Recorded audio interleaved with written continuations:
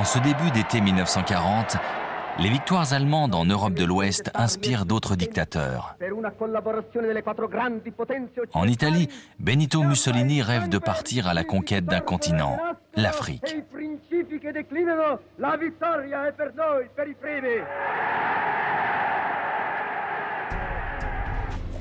Le Duce veut reconstituer l'Empire romain, étendre les frontières de son pays, transformer la Méditerranée en mer italienne et retrouver la Mare Nostrum des Césars de la Rome antique.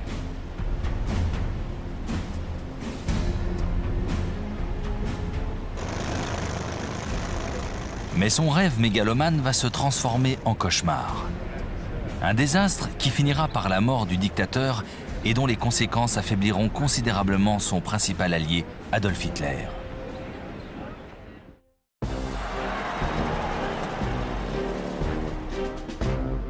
Au début de la guerre, l'Italie contrôle pourtant la Libye et l'Abyssinie, l'actuelle Éthiopie.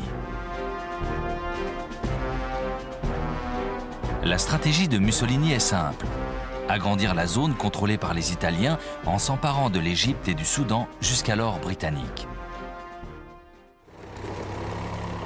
La future campagne devrait être un parcours de santé. Les forces italiennes dans la région sont 5 fois plus nombreuses que leurs adversaires.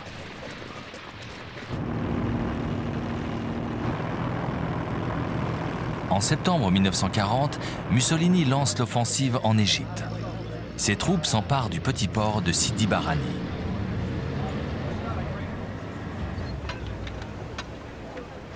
Une fois la ville prise, elle s'y retranche.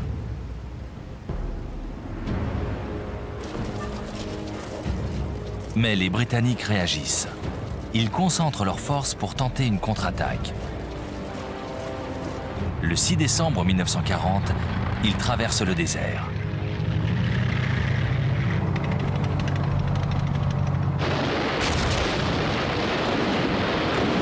Quatre jours plus tard, ils bousculent les défenses italiennes.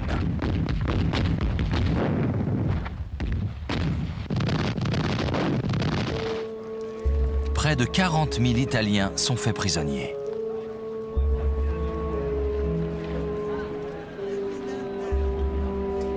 Cette défaite révèle déjà les faiblesses des soldats fascistes.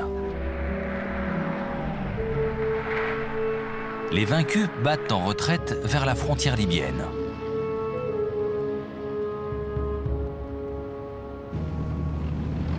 Les Britanniques sont sur leurs talons.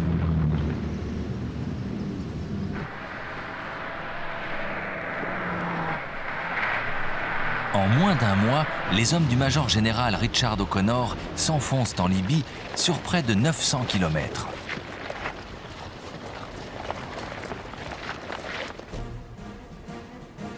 Ils marquent une pause en se retranchant dans la ville côtière d'El Agheila.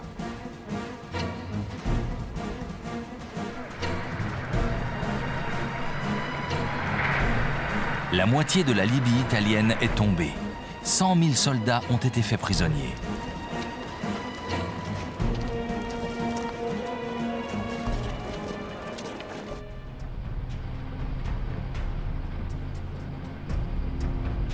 Dans le même temps, les forces britanniques entrent en Abyssinie.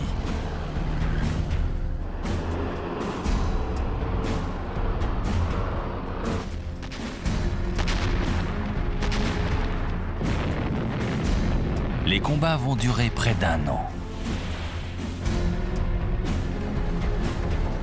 Le terrain accidenté gêne considérablement les communications et les transports. Mais à la fin, les Italiens se rendent comme partout ailleurs. Il n'y a pas qu'en Afrique où la situation est préoccupante. Mussolini accumule les échecs, obligeant bientôt l'Allemagne à sortir du bois.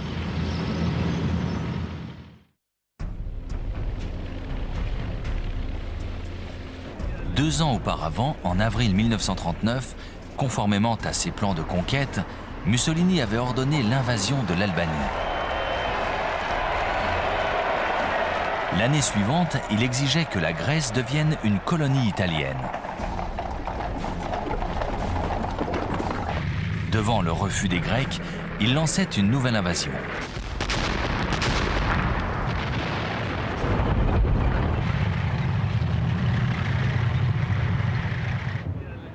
Les Italiens étaient 2 fois plus nombreux, mais l'armée grecque réussit pourtant à contenir leur offensive.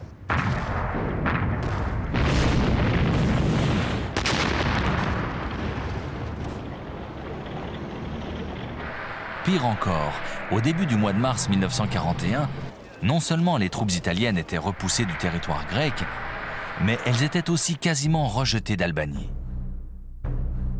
Le Premier ministre britannique Winston Churchill avait promis aux Grecs de les aider. Mais les forces du Royaume-Uni étaient alors engagées sur tous les fronts. Fortes de leur succès en Afrique du Nord, des unités britanniques stationnées en Libye reçoivent l'ordre d'embarquer. Destination, l'Albanie.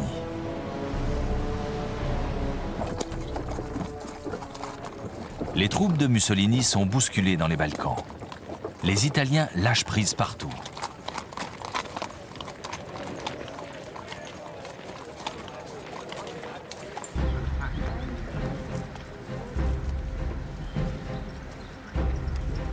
Hitler est devant un dilemme. Aider Mussolini en détournant certaines de ses forces ou l'abandonner à son triste sort.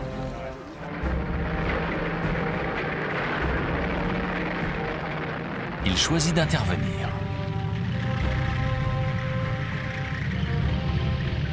En avril 1941, près d'un demi-million d'hommes pénètrent en Yougoslavie, puis en Grèce.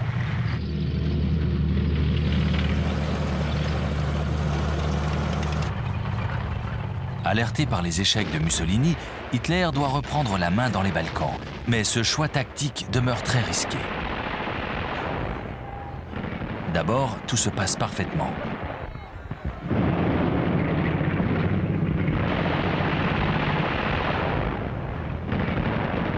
Malgré l'aide britannique, les Grecs sont incapables de résister à l'offensive allemande. À la fin du mois d'avril, les forces de l'Axe s'emparent finalement d'Athènes.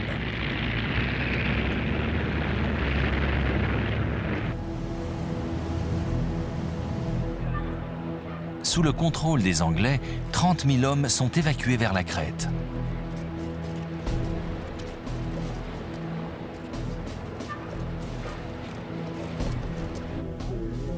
Mais Hitler décide de les en chasser.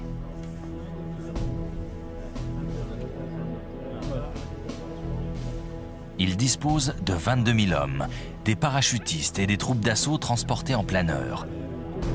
Cette force sera soutenue par 150 chasseurs bombardiers Stuka. Le 20 mai à l'aube, l'invasion débute.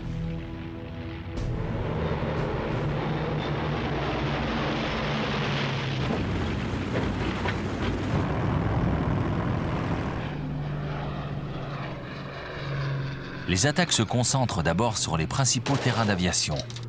Les Alliés sont soumis à rude épreuve. Les raids aériens se succèdent. Les bombes pleuvent.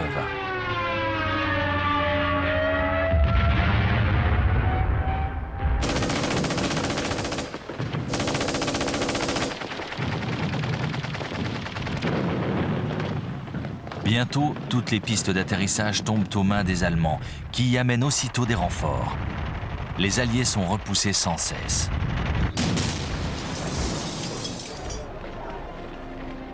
Deux semaines après le début de l'offensive, tout est fini. 15 000 soldats alliés ont été évacués.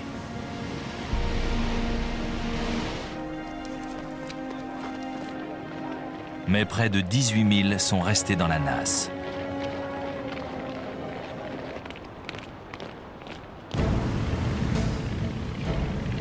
Les forces de l'Axe contrôlent maintenant la plus grande partie de la Méditerranée. Elles coupent surtout la plupart des voies de ravitaillement à destination de l'Afrique du Nord. Hitler semble avoir gagné son pari.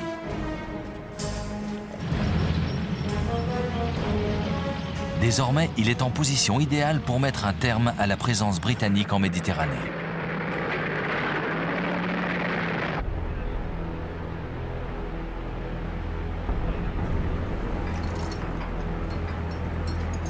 En février 1941, un jeune général allemand débarque dans le port libyen de Tripoli.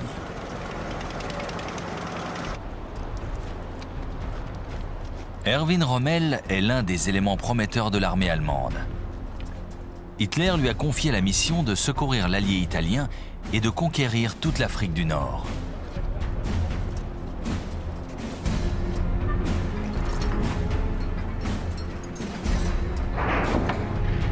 Les premières unités de l'Afrika Korps suivent de près leur commandant. 16 000 hommes et près d'1 millier de chars, tous prélevés sur le front européen.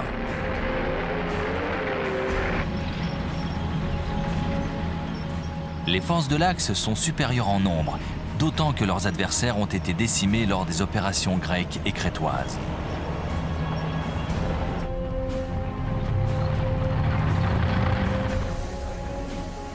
Rommel monte à l'assaut de leur position à El Agheila et passe à l'attaque.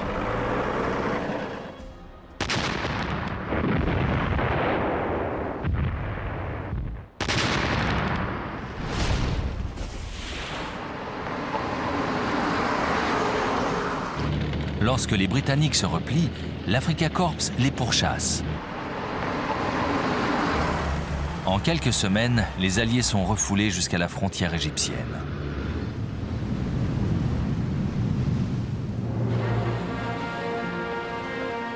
Lors de la retraite, une division australienne a même été piégée dans le port libyen de Tobrouk.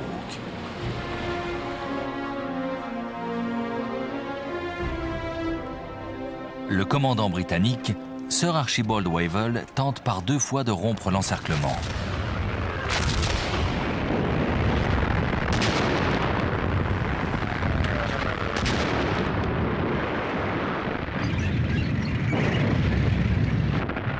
Et par 2 fois, les troupes de Rommel, solidement retranchées, repoussent les assauts. Les canons allemands écrasent les positions ennemies.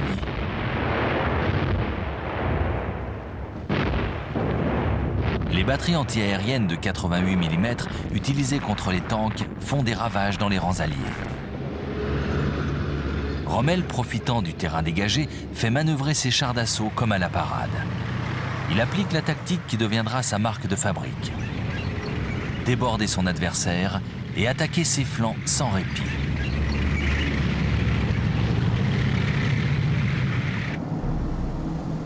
Ses talents de stratège lui vaudront un surnom. Le renard du désert. Pour Sir Wavell, c'en est trop. Épuisé, il est remplacé par le général Claude Auchinleck. Celui-ci veut rompre l'encerclement de Tobrouk. Mais il refuse catégoriquement de tenter l'aventure sans renfort préalable.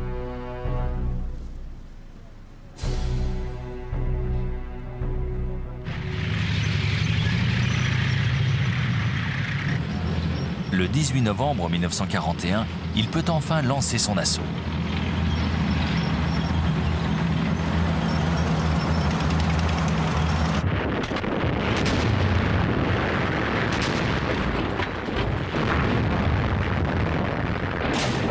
L'opération Crusader, croisade, débute par un long combat de blindés.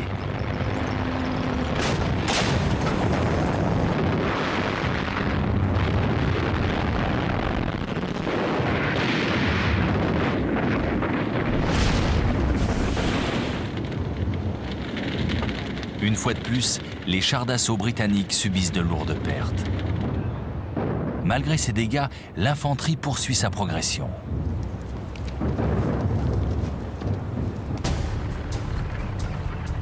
Après 1 mois de combat acharné, Rommel bat en retraite.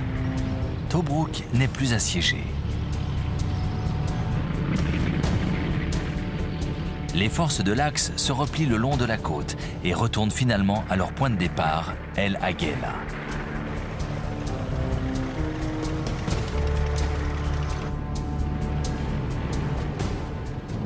Auchinleck est persuadé que pour l'instant, Rommel n'a aucune marge de manœuvre.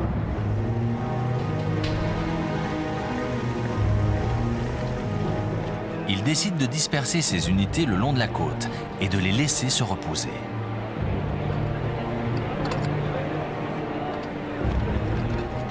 Il a tort.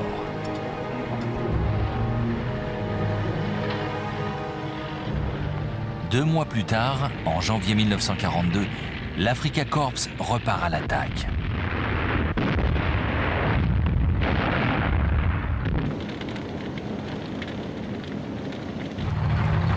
Il repousse les forces britanniques prises au dépourvu.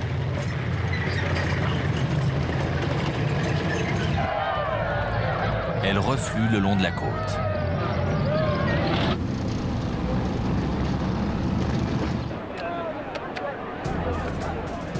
Les Alliés se réfugient derrière une nouvelle ligne de défense à l'ouest de Tobrouk.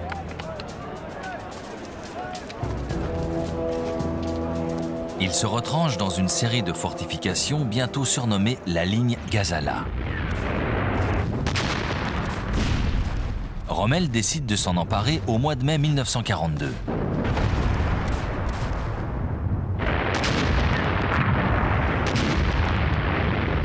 Une fois de plus, il lance ses blindés pour encercler les forces britanniques lors d'un ample mouvement de débordement. Ces chars surgissent derrière les positions ennemies. Mais cette fois, ses adversaires réagissent. Ils tentent à leur tour de déborder le flanc allemand.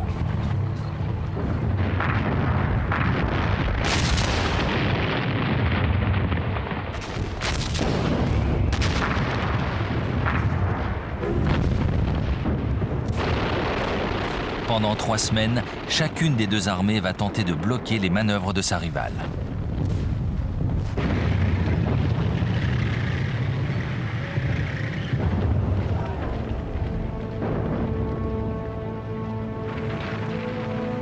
Les Britanniques sont près de rompre le combat. Finalement, les Allemands submergent leur position. Rommel a la victoire à portée de main.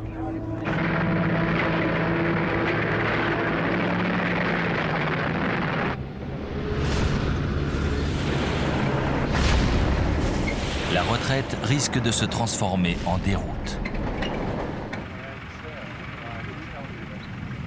Auchinleck décide finalement de faire face. Ses troupes s'enterrent dans le village égyptien d'El Alamein. Son aile sud prend position dans la dépression de Katara, une zone impraticable pour les chars d'assaut.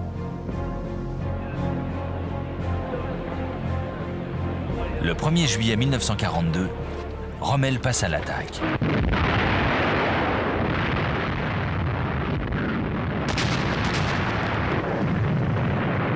Mais cette fois, les défenses tiennent bon.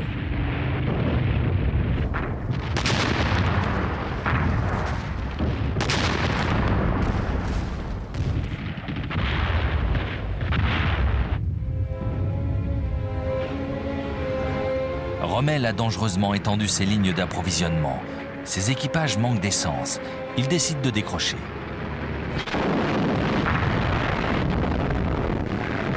Mais Auchinleck s'attend à une contre-attaque.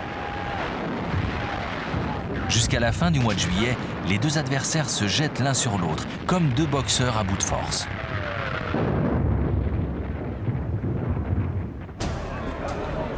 Churchill est furieux. L'armée britannique s'enlise. Il veut des résultats.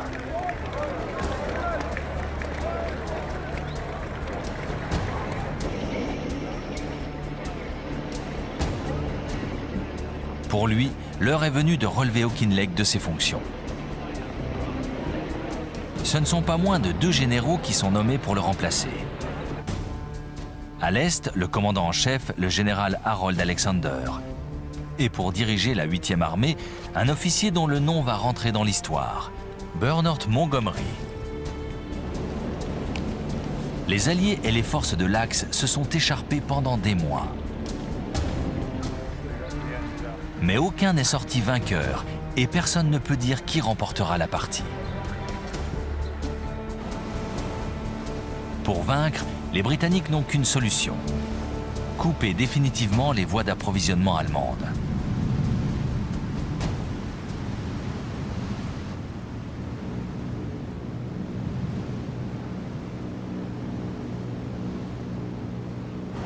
Dans les premiers mois de la guerre, les Alliés dominaient la Méditerranée.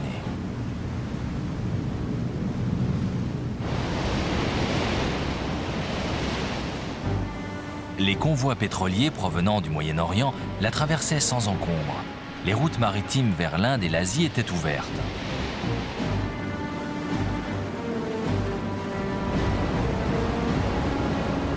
Jusqu'à l'entrée en guerre de l'Italie, dont la flotte moderne allait bouleverser la donne.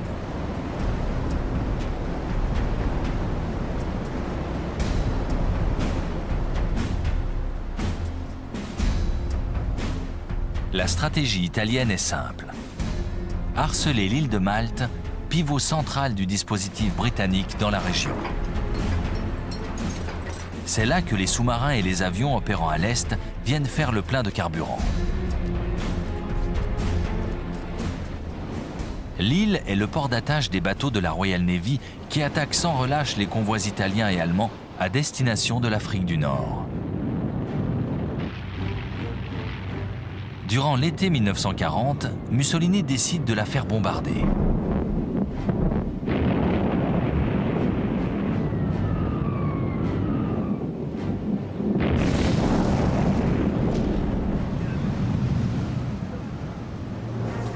C'est le début de 2 longues années de raids dont la population civile sera la première victime.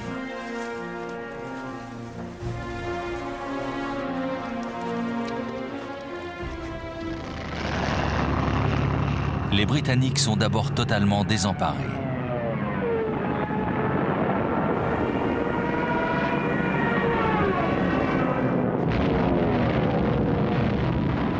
Ils ne disposent d'aucun avion pour défendre leur espace aérien.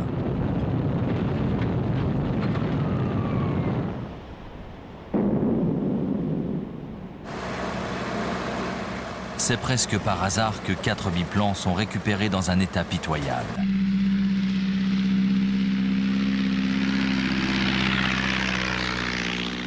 Ils sont assemblés à la hâte.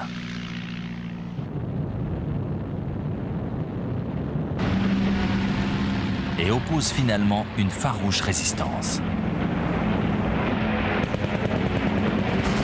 Pendant 3 semaines, durant cet été 1940, le sort de Malte ne tient qu'à un fil.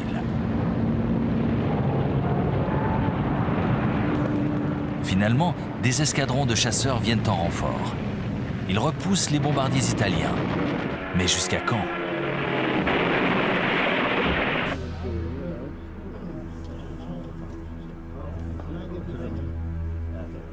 S'ils veulent vraiment garder l'avantage dans la région, les Britanniques doivent intervenir.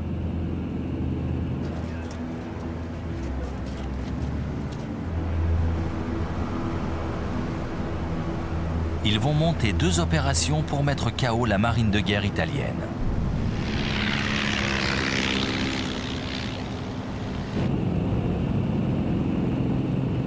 Dans l'après-midi du 11 novembre, 21 bombardiers torpédos décollent d'un porte-avions.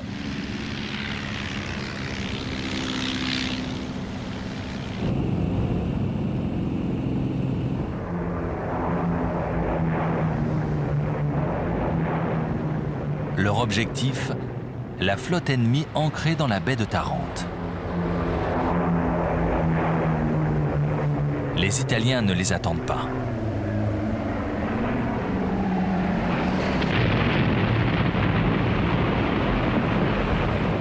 Après le raid, 3 des 6 navires de guerre italiens sont hors service.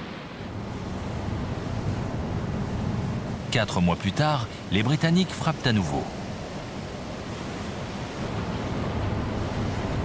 La flotte italienne est surprise sans défense au large de la Grèce.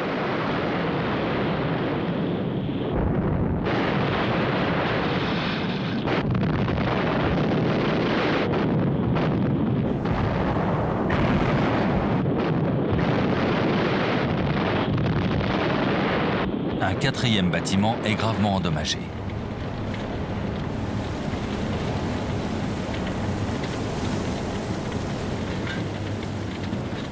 Pour Mussolini, c'est la fin d'un rêve. Il ne rivalisera plus avec la flotte du Royaume-Uni en Méditerranée. Ces événements ont aussi de l'importance pour Hitler. Il paraît désormais évident que le Führer va devoir compenser les insuffisances de son allié italien dans la région. Les voies d'approvisionnement vers l'Afrique du Nord sont de plus en plus menacées. Les Allemands décident d'intervenir.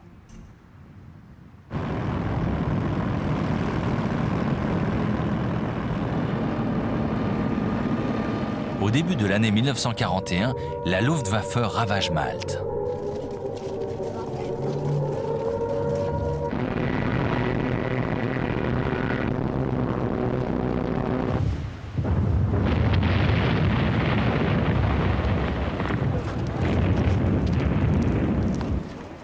L'île est la proie des bombes.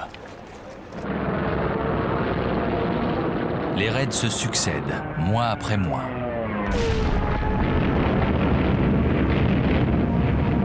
La garnison s'accroche.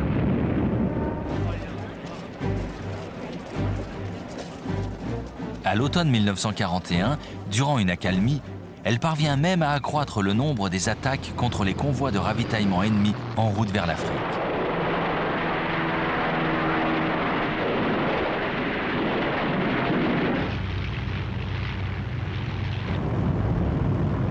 La Luftwaffe intensifie alors ses opérations.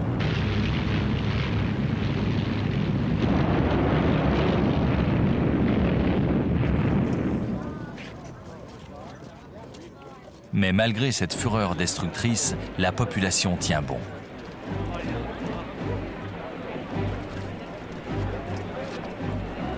Quatre mois de bombardements dévastateurs. L'héroïsme et le sacrifice insensé des civils maltais vont rentrer dans l'histoire.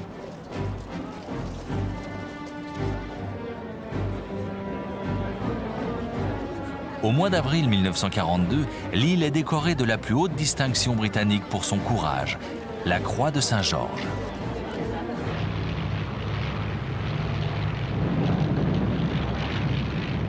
Malgré les distinctions et les honneurs, les réserves de vivres et les munitions s'amenuisent. À la mi-juin, plusieurs convois quittent Gibraltar et l'Égypte pour ravitailler l'île.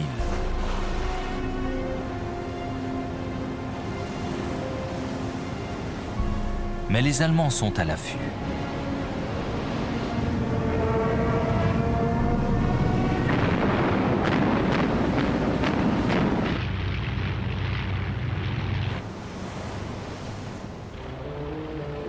Seuls 2 des 17 bateaux parviennent à bon port. La situation devient dramatique. Une action d'envergure doit absolument être entreprise. Ce sera l'opération Pédestal, le plus gros convoi jamais expédié vers Malte. Au mois d'août, 14 navires marchands quittent Gibraltar. Plusieurs bâtiments de guerre les escortent.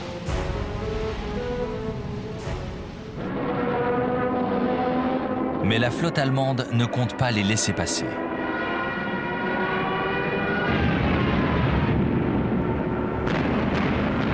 Pendant 3 jours, la bataille fait rage.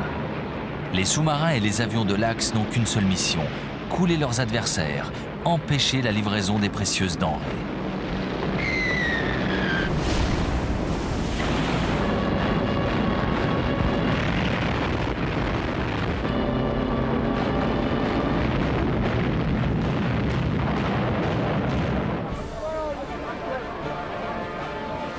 Pourtant, le 4e jour, 5 ravitailleurs parviennent à Malte.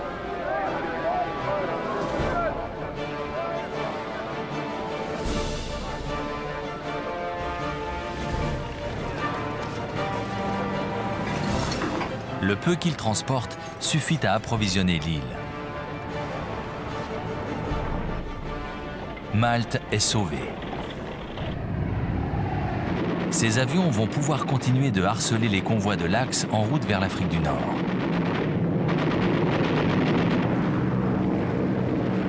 Un avantage stratégique qui va s'avérer crucial dans les mois suivants.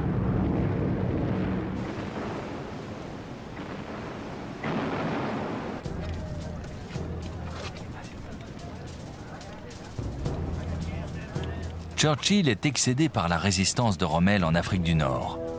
Les généraux Alexander et Montgomery doivent anéantir l'Africa Corps.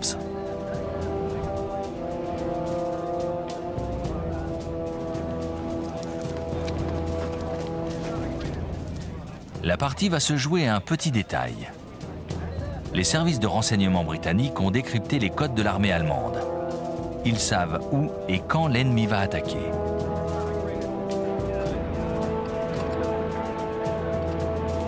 Le renard du désert n'est plus imprévisible. Montgomery va parer ses mouvements de débordement en fortifiant la crête d'Al Amalfa, au sud-est d'El Alamein. C'est là que l'élan des forces de l'Axe devra être brisé.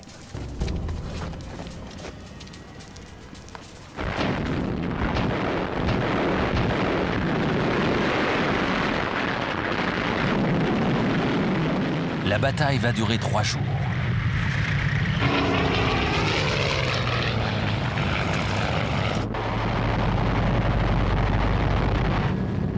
Mais cette fois, les unités terrestres alliées sont soutenues par l'aviation. La Royal Air Force fait des ravages dans les compagnies de chars allemands.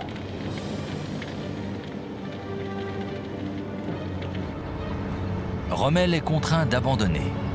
Ses blindés n'ont plus d'essence, ils battent en retraite.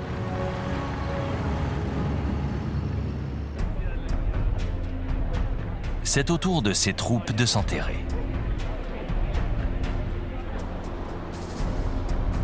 Rommel établit une ligne de défense entre l'impénétrable mer de sable et la côte méditerranéenne.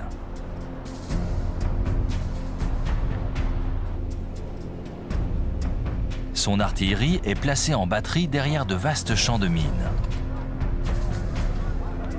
Les divisions de Panzer restent en réserve, prêtes à neutraliser rapidement une éventuelle percée. Montgomery n'ignore pas la solidité de ce formidable rempart. Il sait aussi qu'il ne pourra jamais le contourner.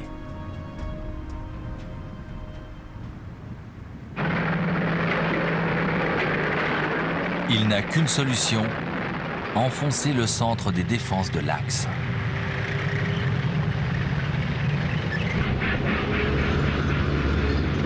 Il dispose désormais de matériel livré par les États-Unis, dont les chars Lee et Sherman, armés d'un canon de 75 mm.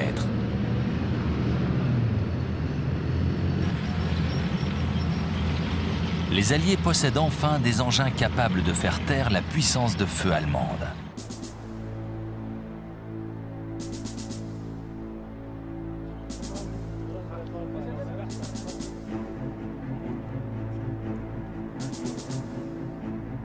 Dans la soirée du 23 octobre 1942, les Britanniques déclenchent un feu d'enfer sur les positions de Rommel.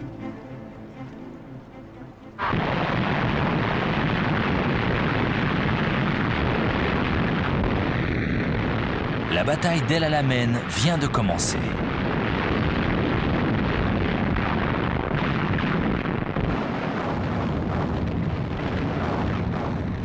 Profitant du bombardement, les sapeurs alliés ouvrent des passages dans les champs de mines.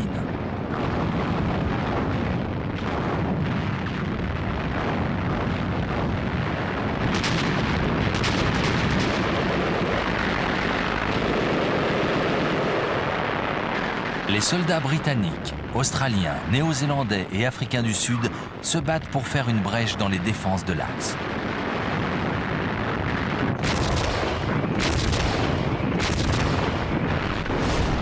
L'artillerie allemande fait des ravages dans leurs rangs. Dans les deux camps, les pertes sont sévères.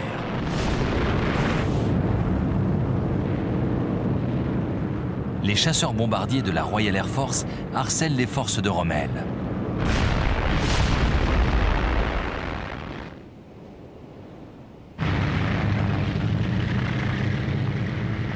Finalement, après 10 jours de lutte, les Alliés brisent toute résistance. Le jour suivant, Rommel se retire.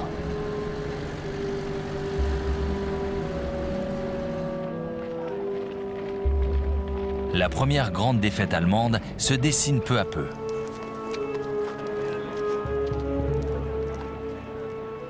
Churchill ne cache pas une certaine satisfaction. Ah, this is not the end. It is not even the beginning of the end. But it is perhaps the end of the beginning.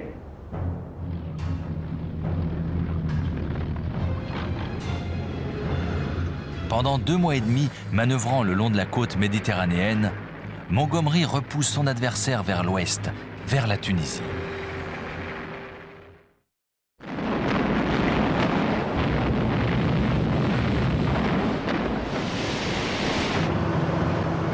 Dans le même temps, la première armée anglo-américaine a débarqué à 1500 km de là.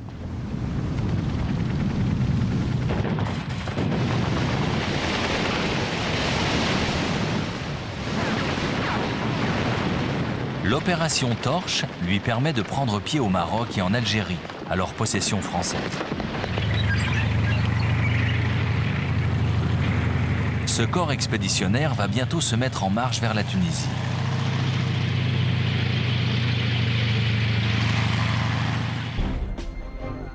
Rommel risque désormais d'être menacé sur ses arrières.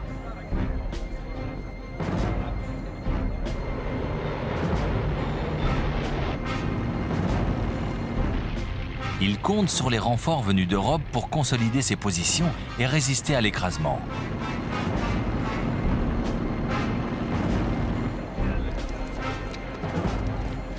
Au mois de février 1943, l'arrivée de troupes fraîches lui permet de respirer.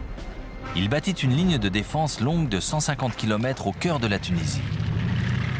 De là, le renard du désert va lancer ses blindés sur son adversaire, le général Montgomery. Mais Monty, comme le surnomment affectueusement ses hommes, sait exactement ce qu'il attend. Tous les messages cryptés allemands arrivent dans ses mains déchiffrés.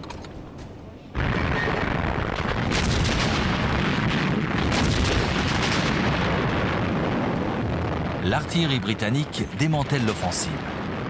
Les Panzers sont cloués sur place. C'est la dernière bataille de Rommel en Afrique du Nord.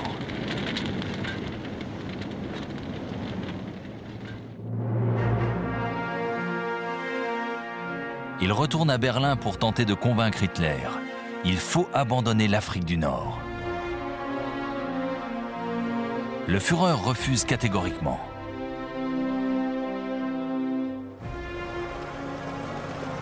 Il commet une grave erreur.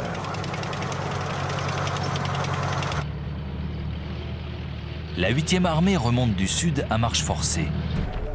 La première armée arrive de l'ouest.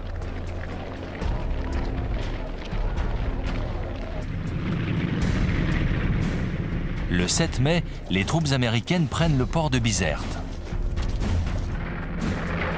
La 7e division blindée britannique, les fameux rats du désert, a pénétré dans Tunis.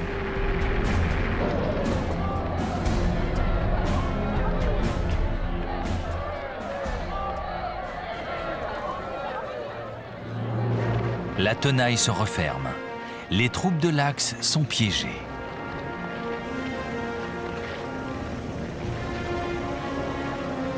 Cinq jours plus tard, 250 000 Allemands et Italiens se rendent sans condition. Hitler vient de perdre 2 fois plus d'hommes qu'à Stalingrad 4 mois plus tôt. Le désastre est consommé.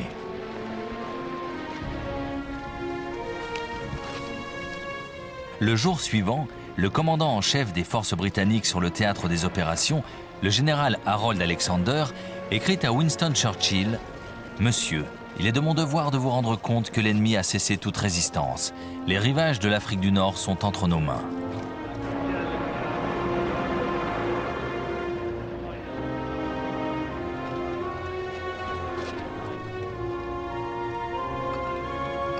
Les rêves de conquête mussoliniens viennent de coûter très cher à l'Allemagne.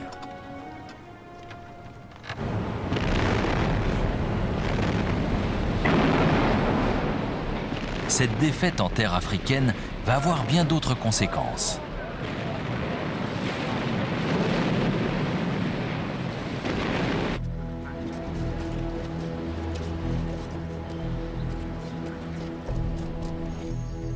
En janvier 1943, lors de la conférence de Casablanca au Maroc, Churchill et Roosevelt s'étaient mis d'accord pour ouvrir un nouveau front en Europe.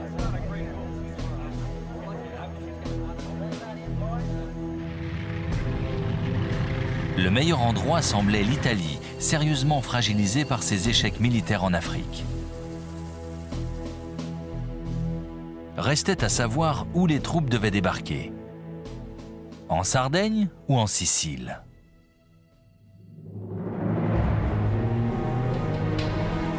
Les Alliés choisissent la Sicile. Mais pour diminuer les risques, ils décident de tromper les Allemands sur leurs véritables intentions en créant une diversion. L'opération Mincemeat, littéralement chair à pâté, est lancée. Un cadavre portant de faux documents secrets est abandonné au large de l'Espagne. Une fois le corps repêché, au mois de mai 1943, les Allemands sont persuadés que les Alliés vont envahir la Sardaigne.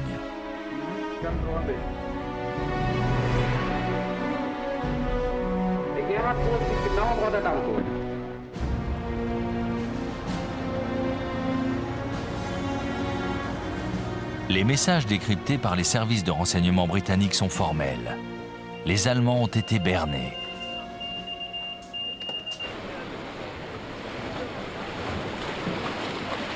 Six semaines plus tard, la 8e armée du général Montgomery débarque dans le sud-est de la Sicile.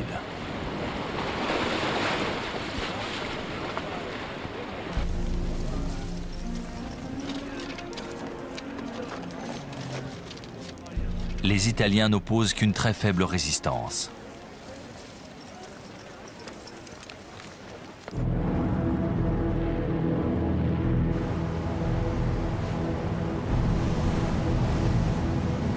La 7e armée américaine débarque plus à l'ouest, dans le golfe de Gela.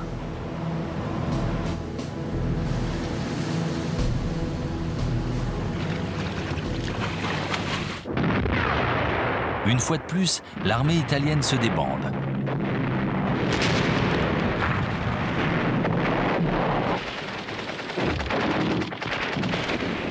Ce désastre retourne définitivement l'opinion publique.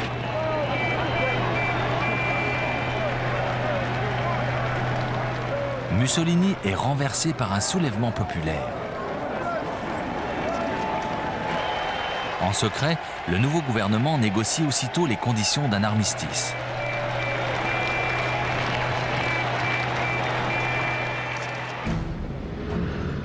Pour Adolf Hitler, le cauchemar continue. Il est désormais obligé de puiser dans ses maigres ressources pour tenir le front méridional.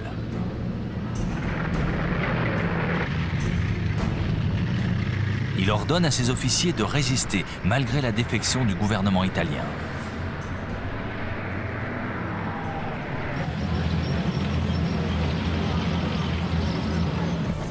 En 5 semaines, les Allemands sont expulsés de Sicile.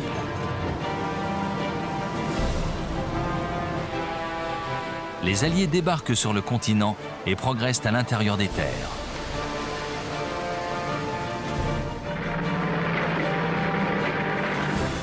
Les troupes américaines font mouvement par l'ouest. Les Britanniques suivent la route de l'Est.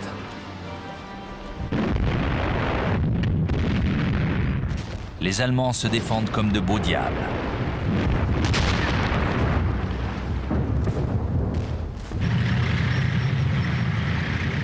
Malgré cela, Naples est prise le 1er octobre 1943.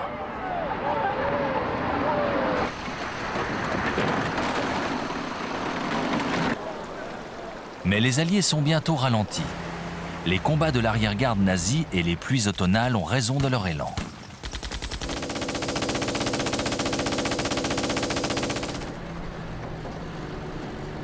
Ce n'est qu'à la fin du mois de novembre qu'ils atteignent la ligne Gustave, un ensemble de fortifications qui leur barre la route du Nord.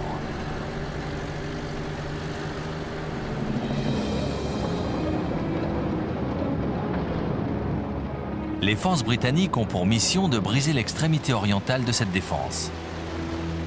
Mais les intempéries hivernales les obligent à arrêter leur offensive. Les Américains tentent néanmoins de déborder l'obstacle en empruntant la voie maritime.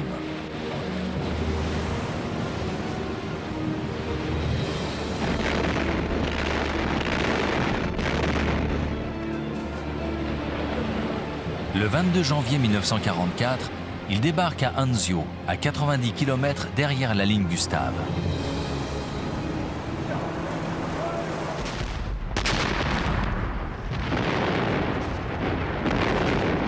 Mais les canons allemands sont là.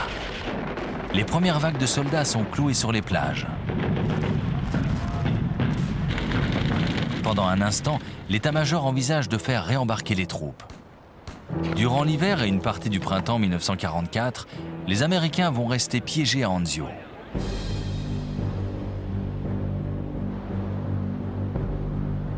Pour s'emparer de la ligne Gustave, accrochée aux pentes des Apennins, les Alliés décident de faire tomber un élément essentiel du dispositif de défense, le monastère du Mont Cassin.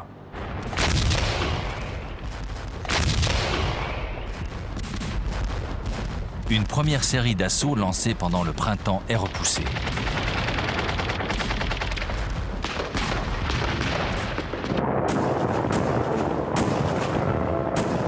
Chaque tentative semble vouée à l'échec. Les Alliés décident de bombarder le monastère.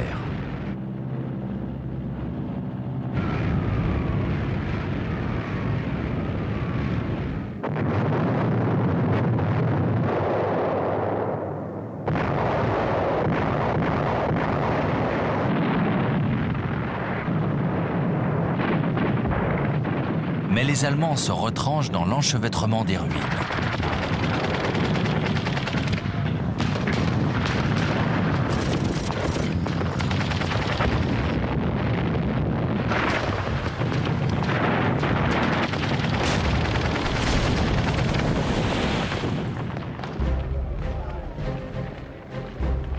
À la fin du printemps 1944, les lignes allemandes cèdent.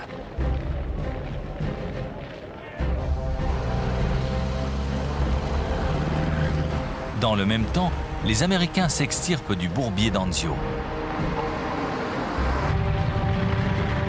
Les forces alliées convergent rapidement sur Rome.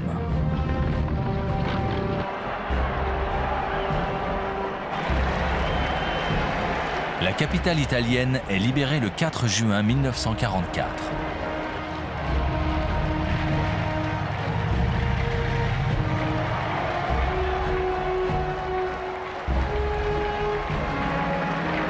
Pour Hitler, c'est un nouveau revers. Il est à deux doigts de perdre l'Italie.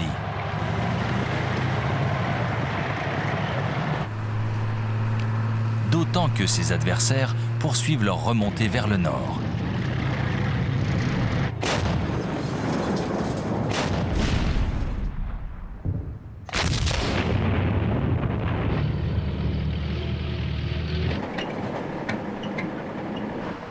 Les troupes nazies n'ont plus qu'une solution, se retrancher derrière la ligne gothique à quelques kilomètres au nord de Florence.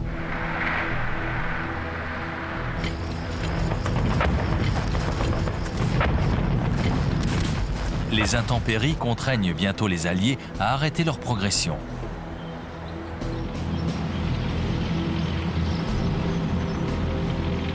Les adversaires se font face jusqu'au printemps 1945, date à laquelle l'Italie tombe définitivement.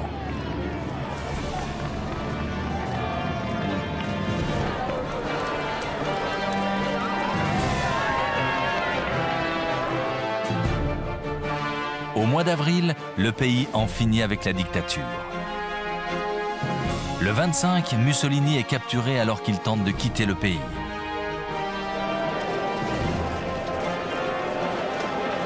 Fusillé par ses partisans le 28, son corps est exposé à la foule dans le centre de Milan. Ses choix politiques ont mené sa nation au bord du gouffre. La chute du fascisme italien laisse Hitler complètement seul. L'armée allemande est au bord de la rupture. Elle ne dispose plus d'aucune réserve. Ses unités battent en retraite sur presque tous les fronts.